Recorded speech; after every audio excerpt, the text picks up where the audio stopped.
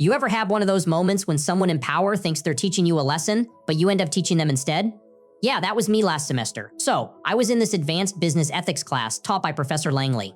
He loved two things: hearing himself talk and catching students off guard with surprise presentations.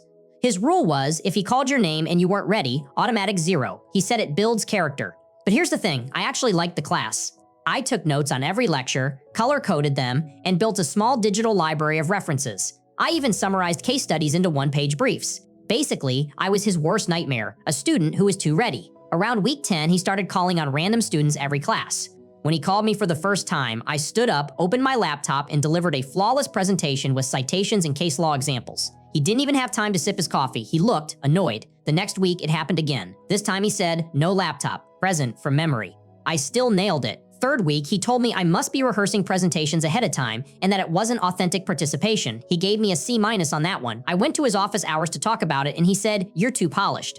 This class is about thinking on your feet, not reading from a script." I told him I was literally thinking on my feet. That's why I studied so much. He just smiled and said, "Let's see how you do when I make the rules fair for everyone."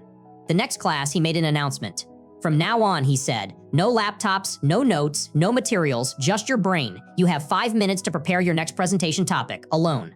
The topic he handed me, corporate misuse of power in educational systems. Oh, the irony. I walked up to the board, erased the half-finished notes from the previous group, and wrote, "Case study, Professor Langley, ethics in practice." The whole class froze, he laughed, until I started talking. I described a hypothetical professor who penalized students for being too competent, discouraged preparation, and violated his own grading policy. I used his exact words from lectures and emails. Then I quoted the university's Academic Integrity Handbook, which listed inconsistent grading criteria as misconduct. The room went silent. He tried to interrupt, but I reminded him that interruptions during student presentations weren't allowed, his rule.